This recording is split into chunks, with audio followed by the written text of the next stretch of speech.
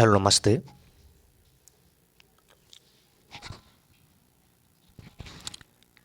आपको जिस वीडियो का बेसब्री से इंतज़ार था वह वीडियो आ चुकी है, जिसमें मैं क्लास 12 अति लघुत्तरीय प्रश्न प्रत्येक 2 अंक के प्रश्न के बारे में बात करूंगा, जो बहुत ही महत्वपूर्ण प्रश्न हैं।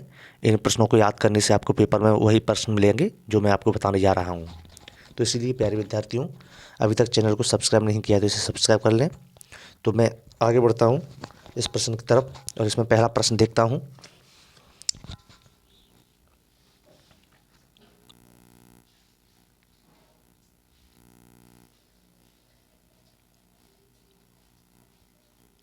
इसमें पहला प्रश्न है, निकट दृष्टि दोष किसे कहते हैं, इसके 2 कारण बताइए। अच्छा, बहुत ही महत्वपूर्ण प्रश्न है कि निकट दृष्टि दोष किसे कहते हैं, इसके 2 कारण लिखिए। उत्तर देखते हैं। निकट दृष्टि दोष के कारण मनुष्य को निकट की वस्तुएं स्पष्ट दिखाई देती हैं। निकट की वस्तुएं कैसी दिखाई देती हैं? स्पष्ट दिखाई देती हैं, किंतु दूर की वस्तुएं स्पष्ट दिखाई नहीं देती। इस प्रकार का दोष होता है, उसे निकट दृष्टि दोष कहते हैं।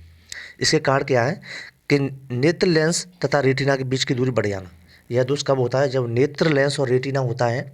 नेत्र लेंस और रेटिना दोनों के बीच की दूरी बढ़ जाने से निकट दृष्टि दोष हो जाता है। नंबर 2, नेत्र लेंस की फोकस दूरी कम हो जाना। दूसरा इसका मुख्य कारण है कि नेत्र लेंस होता है, नेत्र लेंस के फोकस दूरी जैसे ही कम हो जाती है तब मनुष्य को निकट की वस्तुएं स्पष्ट दिखाई देने लगती हैं, लेकिन पास की वस्तुएं स्पष्ट दिखाई देने नहीं लगती हैं। तो ये इसके कारण होते हैं, निकट दृष्टि दोष के कारण। अगले प्रश्न की तरफ चलते हैं।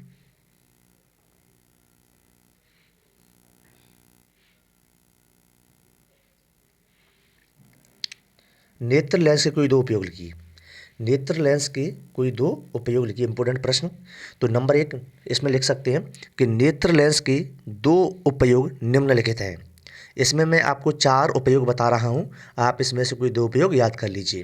पहला उपयोग है, सूक्ष्मदर्शी फोटोग्राफिक कैमरा आदि प्रकाशक उपकरणों में नेत्र लेंस का उपयोग किया जाता है। क्या होता है नेत्र लेंस का उपयोग? सूक्ष्मदर्शी होती है, फोटोग्राफिक कैमरा होता है, उनमें इसका उपयोग किया जाता है। नंबर 2, उत्तल तथा अवतल लेंस का प्रयोग दृष्टि के निवारण में नेत्र लेंस का उपयोग किया जाता है। नंबर 3, उत्तल लेंस का प्रयोग प्रयोगशाला में रीडिंग लेंस के रूप में किया जाता है। जैसे उसमें लेंस में उत्तल लेंस होता है, उसका उपयोग प्रयोगशाला में करते हैं रीडिंग के रूप में। उसके बाद नंबर 4, गैलीलियो दूरदर्शी में अवतल लेंस का उपयोग किया जाता है। गैलीलियो दूरदर्शी होती है ना, उसमें कौन सी लेंस का उपयोग करते हैं? अवतल लेंस का उपयोग करते हैं। प्रश्न नंबर 3, सरल सूक्ष्मदर्शी के उपयोग लिखिए। सरल सूक्ष्मदर्शी के कोई 4 उपयोग लिखिए। सरल सूक्ष्मदर्शी के कोई 4 उपयोग निम्नलिखित हैं। नंबर 1, प्रयोगशाला में रीडिंग लेंस के रूप में। नंबर 1, जो सरल सूक्ष्मदर्शी होती है ना, उसका उपयोग प्रयोगशालाओं में किया जाता है। किसके रूप में? रीडिंग के लेंस के रूप में। प्रयोगशालाओं में रीडिंग लेंस के रूप में सरल सूक्ष्मदर्शी का उपयोग किया जाता है। नंबर 2, घड़ी साइज द्वारा घड़ी के छोटे छोटे पुर्जों को देखने में।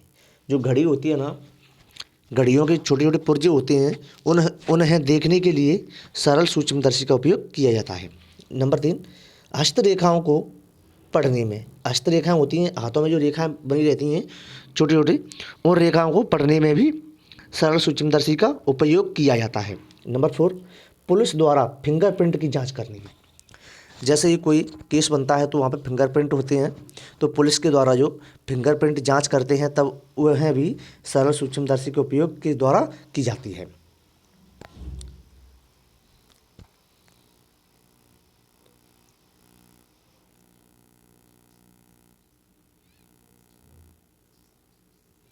अगला देखते हैं, इंद्रधनुष क्या है।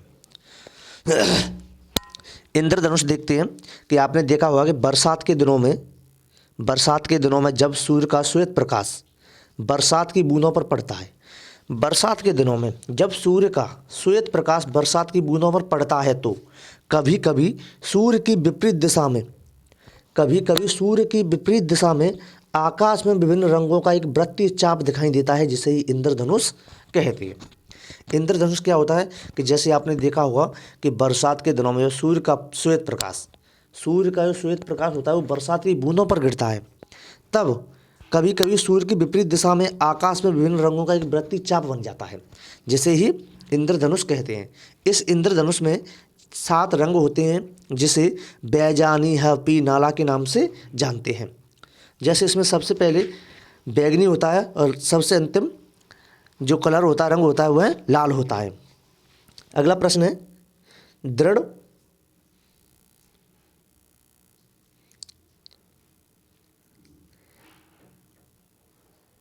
मानव नेत्र के कोई 4 प्रमुख अंगों के नाम लिखिए। जो मानव हैं उनके आँखें नेत्र, उनमें कौन कौन से अंग पाए जाते हैं कि नहीं, 4 अंगों के नाम लिखने हैं। बहुत ही अच्छा प्रश्न है, इंपॉर्टेंट प्रश्न है। और मैं इस वीडियो के माध्यम से जो आपको प्रश्न बता रहा हूँ, इतनी मेहनत करके आपको पढ़ा रहा हूँ, प्यारे विद्यार्थियों आपसे विशेष अनुरोध है कि इन प्रश्नों को अच्छे तरीके से याद कर लीजिएगा, क्योंकि यही प्रश्न आपको परीक्षा, जो बोर्ड की परीक्षा मार्च में होने जा रही है 2 मार्च से, उसमें आपको यही प्रश्न मिलेंगे। इसीलिए आप इनको अच्छे तरीके से पढ़ लीजिएगा। तो मानव नेत्र के कोई 4 अंग निम्नलिखित है। नंबर 1 दृढ़ पटल, number 2 cornea, number 3 retina, number 4 पुतली, नंबर 5 नेत्र लेंस और नंबर 6 जलीय द्रव।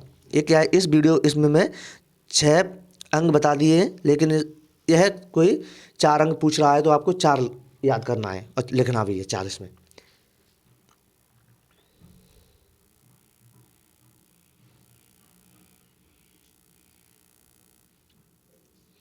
अगला पॉइंट देखते हैं, प्रकाश के कोई 4 गुण लिखिए। प्रकाश के कोई 4 गुण लिखिए। नंबर 1 प्रकाश सरल रेखा में गमन करता है। प्रकाश हमेशा होता है वो क्या करता है, प्रकाश सरल रेखा में गमन करता है।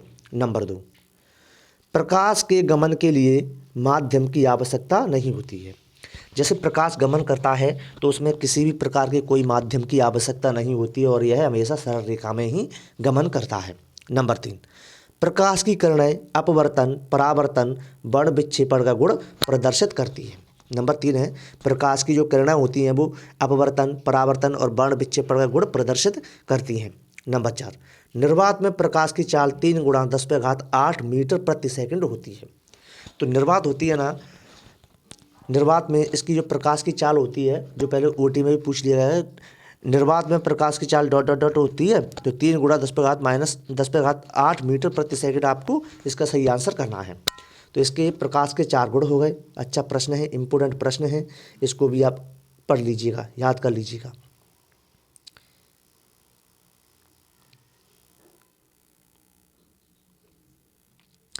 अगला प्रश्न है, इंपॉर्टेंट प्रश्न है, चंद्र ग्रहण के लिए कोई 2 आवश्यक शर्तें लिखिए। चंद्र ग्रहण पड़ता है तो इसके लिए कोई 2 आवश्यक शर्तें लिखना है, और यह किस दिन होता है। तो चंद्र ग्रहण सूर्य, चंद्रमा व पृथ्वी की सीधी रेखा में होना चाहिए। नंबर 1 इसकी शर्तें हैं कि चंद्र ग्रहण के लिए आवश्यक शर्तें निम्नलिखित हैं। नंबर 1 सूर्य, चंद्रमा व पृथ्वी एक ही सीधी रेखा में होने चाहिए। शर्त इसकी क्या है कि जब चंद्र ग्रहण पड़ता है तब इसकी आवश्यक शर्तें नंबर 1 है, सूर्य, चंद्रमा, पृथ्वी ये सीधी रेखा में होने चाहिए। नंबर 2 पृथ्वी सूर्य और चंद्रमा के बीच में होना चाहिए। पृथ्वी सूर्य होता है ना, पृथ्वी सूर्य और चंद्रमा के बीच में होना चाहिए। पृथ्वी सूर्य किसके बीच में होना चाहिए, चंद्रमा के बीच में। चंद्र ग्रहण हमेशा पूर्णमासी के दिन पड़ता है। चंद्र ग्रहण हमेशा किसके दिन पड़ता है, पूर्णमासी के दिन। अपन इसमें कन्फ्यूज होते हैं बच्चों, तो अपन इसको इस तरीके से याद करते हैं कि यहाँ पे अपन एक ट्रिक के माध्यम से याद कर सकते हैं कि चंद्र ग्रहण कब पड़ता है, तो चंद्र यहाँ पे देख सकते हैं, चंद्र और यहाँ पे कर लो पूर्ण, चंद्र पूर्ण। तो यहाँ पे चंद्र से तो हो गया आपका चंद्रमा, चंद्र ग्रहण क्या हो गया, चंद्र ग्रहण। और ये कब पड़ता है, पूर्णिमा, पूर्णिमा के दिन, पूर्णिमा। तो चंद्र ग्रहण हमेशा पूर्णिमा के दिन पड़ता है और सूर्य ग्रहण अमावस्या में पड़ता है। ठीक है बच्चों, तो यहाँ से आप इस ट्रिक के माध्यम से इसको याद कर लीजिए। चंद्र पूर्ण याद कर लीजिए आप। चंद्र कैसा है, पूर्ण। चंद्रमा होता है पूर्णिमा के दिन क्या होता है, पूर्ण हो जाता है, पूरा बन जाता है। इसीलिए यहाँ से अपन चंद्र पूर्ण याद करके इसे याद कर सकते हैं, समझ सकते हैं।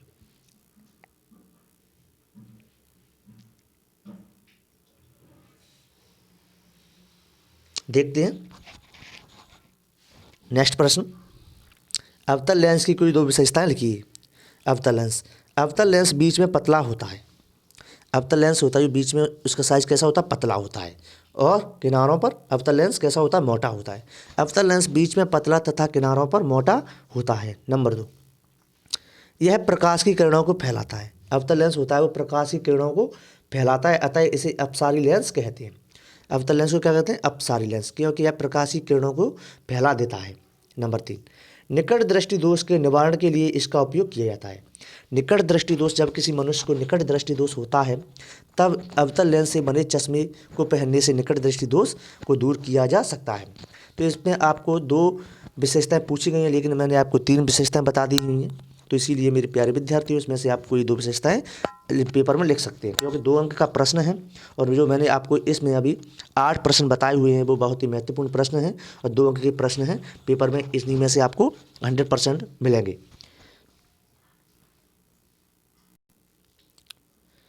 इसके बाद देखते हैं नेक्स्ट प्रश्न। चुंबक की परिभाषा क्या है? चुंबक की परिभाषा लिखिए। चुंबक की परिभाषा लिखिए। जो पदार्थ चुंबकीय वस्तुओं, ऐसे पदार्थ जो चुंबकीय वस्तुओं लोहा निकल कोबाल्ट, कौन कौन से हो सकते हैं इसमें, लोहा निकल कोबाल्ट को अपनी ओर आकर्षित करता है। ऐसे पदार्थ जो चुंबकीय वस्तु लोहा निकल कोबाल्ट को अपनी ओर आकर्षित करते हैं उन्हें चुंबक कहते हैं। क्या कहते हैं उसे? चुंबक। तथा चुंबक के इस गुण को चुंबकत्व कहते हैं। और चुंबक का जो गुण होता है उसे क्या कहते हैं? चुंबकत्व। चुंबक निम्नलिखित 2 प्रकार की होती हैं। कितने प्रकार की होती हैं? 2 प्रकार की। नंबर 1 प्राकृतिक चुंबक, नंबर 2 कृत्रिम चुंबक। प्राकृतिक चुंबक जो प्रकृति से प्राप्त होती है इसे प्राकृतिक चुंबक कहते हैं। और कृत्रिम चुंबक क्या होती है? ऐसी चुंबक जो हमको मनुष्य के द्वारा बनाई जाती है। आर्टिफिशियल विधियों द्वारा बनाई जाने वाली चुंबक को कृत्रिम चुंबक या आर्टिफिशियल मैग्नेट कहते हैं। तो याद कर सकते हैं कि चुंबक है कि जैसे चुंबक को ऊपर रखेंगे तो लोहे की वस्तुएं होंगी जो उनको अपनी ओर खींचेगी। तो इस प्रकार की जो प्रक्रिया है उसे चुंबक कहेंगे, और इसका चुंबक का जो गुण होगा उसे चुंबकत्व मैग्नेटिज्म कहेंगे। तो कह सकते हैं जो पदार्थ चुंबकीय वस्तुओं लोहा निकल कोबाल्ट को अपनी ओर खींचता है, आकर्षित करता है, उसे चुंबक कहते हैं तथा यह गुण चुंबकत्व कहलाता है। चुंबक निम्नलिखित 2 प्रकार की होती हैं। नंबर 1 प्राकृतिक चुंबक और नंबर 2 कृत्रिम चुंबक। प्राकृतिक चुंबक जो प्रकृति से प्राप्त होती है, और कृत्रिम चुंबक वह चुंबक जो मनुष्य के द्वारा आर्टिफिशियल विधियों द्वारा बनाई जाने वाली चुंबक को आर्टिफिशियल मैग्नेट या कृत्रिम चुंबक कहते हैं।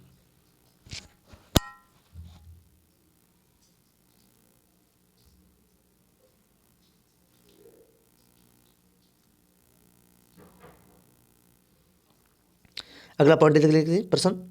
चुंबकीय अक्ष उदासीन रेखा की परिभाषा दीजिए। चुंबकीय अक्ष और उदासीन रेखा की परिभाषा दीजिए। तो इसमें देखते हैं चुंबकीय अक्ष। चुंबक के 2 ध्रुवों को मिलाने वाली काल्पनिक रेखा को चुंबकीय रेखा, चुंबकीय अक्ष कहते हैं। तो चुंबक के जो 2 ध्रुव होते हैं और उन ध्रुवों को मिलाने वाली जो काल्पनिक रेखा होती है उसी रेखा को चुंबकीय अक्ष कहते हैं। नंबर 2 उदासीन रेखा।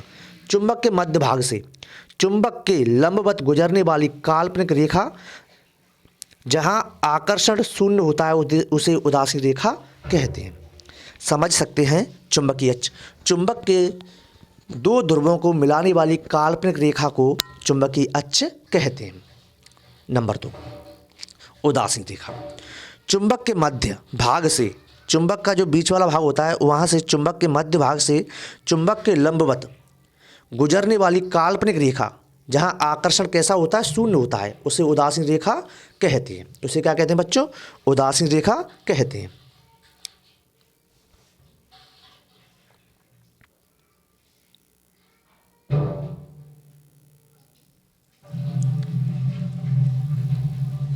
इसके बाद देख लेते हैं मोस्ट इम्पोर्टेंट प्रश्न। इसको तो आपको याद करना ही करना है कि ये प्रश्न है 3 तरीके से पूछा जाने वाला प्रश्न है, लेकिन इसमें मैं आपको एक ही तरीके से बता रहा हूँ कैसे किस तरीके से पूछा जाता है यह प्रश्न। देखते हैं पहले इसका तरीका है।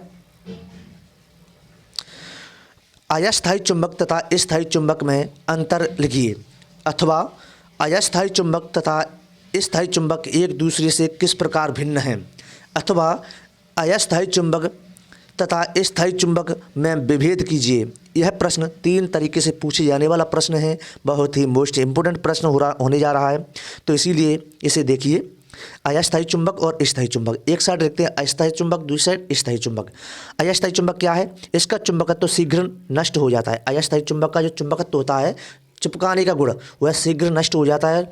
और स्थायी चुंबक होते हैं, इसका चुंबकत्व तो शीघ्र नष्ट नहीं होता है। इसका चुंबकत्व तो शीघ्र नष्ट नहीं होता है। नंबर 2, यह चुंबक नर्म लोहे के बनाए जाते हैं। अस्थायी चुंबक किसके बनाए जाते हैं? नर्म लोहे के। और स्थायी चुंबक स्टील, निकल, कोबाल्ट के बनाए जाते हैं। स्थायी चुंबक हैं जो स्टील है, निकल है, कोबाल्ट, इसके बनाए जाते हैं। नंबर 3, इसका उदाहरण विद्युत चुंबक है। अस्थायी चुंबक का उदाहरण क्या है? विद्युत चुंबक। और स्थायी चुंबक का उदाहरण क्या है? दंड चुंबक है, सुई चुंबक है आदि। ये क्या है? स्थायी चुंबक के प्रमुख उदाहरण है। इसके बाद आता है आपका प्रश्न, प्राकृतिक चुंबक तथा कृत्रिम चुंबक में अंतर स्पष्ट कीजिए। तो प्राकृतिक चुंबक और कृत्रिम चुंबक। प्राकृतिक चुंबक यह प्रकृति से प्राप्त चुंबक होती है। प्राकृतिक चुंबक कहाँ से प्राप्त होती है? प्रकृति से। और कृत्रिम चुंबक मानव निर्मित चुंबक है। नंबर 2, यह बेडोल तथा कम शक्तिशाली होता है। प्राकृतिक चुंबक है वो कम शक्तिशाली होती है और यह अधिक शक्तिशाली होती है। प्राकृतिक चुंबक प्रायोगिक कार्यों में उपयुक्त नहीं होती है और यह चुंबक प्रायोगिक कार्यों के लिए उपयुक्त है। प्राकृतिक चुंबक मैग्नेटाइट पत्थर क्या है? प्राकृतिक चुंबक का उदाहरण है। और दंड चुंबक, सुई चुंबक, ये क्या है? कृत्रिम चुंबक के प्रमुख उदाहरण है। अगला प्रश्न है, चुंबकीय बल रेखाओं के कुछ 4 गुण लिखिए। चुंबकीय बल रेखाएं हैं उनके गुण लिखने हैं। तो नंबर 1 है, चुंबकीय बल रेखाएं बंद वक्र की होती हैं। बच्चों, नंबर 1 पहला इसका गुण है, चुंबकीय बल रेखाएं कैसे वक्र की होती हैं? बंद वक्र की होती हैं। नंबर 2, यह रेखाएं आपस में एक दूसरे को नहीं काटती हैं। चुंबकीय बल रेखाएं हैं बंद वक्र की होती हैं और ये आपस में एक दूसरे को कभी नहीं काटती हैं। और नंबर 3 है इसका, यह रेखाएं सदैव तल के लंबवत प्रारंभ होती हैं तथा लंबवत समाप्त हो जाती हैं। ये रेखाएं सदैव तल के तो लंबवत प्रारंभ होंगी और इसके लंबवत ही समाप्त हो जाएंगी। नंबर 4, ये रेखाएं सदैव उत्तरी ध्रुव से निकलती और दक्षिणी ध्रुव में प्रवेश करती हैं। उत्तरी ध्रुव से निकलकर दक्षिणी ध्रुव में चली जाती हैं, वहां पर प्रवेश कर जाती हैं।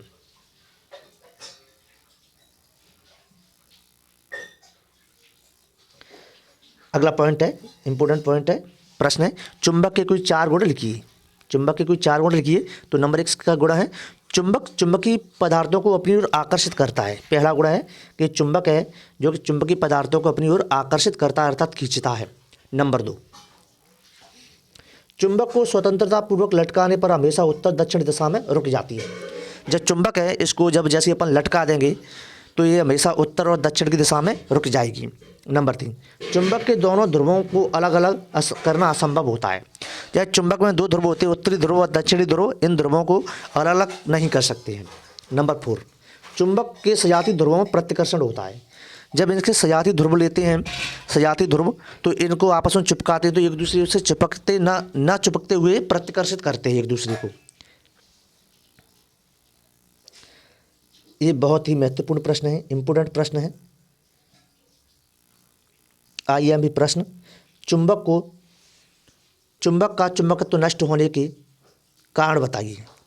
चुंबक का चुंबकत्व नष्ट होने के कारण निम्नलिखित हैं। नंबर 1, चुंबक को गर्म करने पर। जैसे ही आपने देखा कि चुंबक आपने गर्म की और गर्म करते हैं और उसे तुरंत ठंडा कर देते हैं, पानी में डाल देंगे गर्म करके, तो वो चुंबक जो चिपकाने की जो उसमें शक्ति होगी वो खत्म हो जाएगी, नष्ट हो जाएगी। तो चुंबक को गर्म करने पर उसका चुंबकत्व नष्ट हो जाता है। नंबर 2, चुंबक को घींचने या पीटने पर।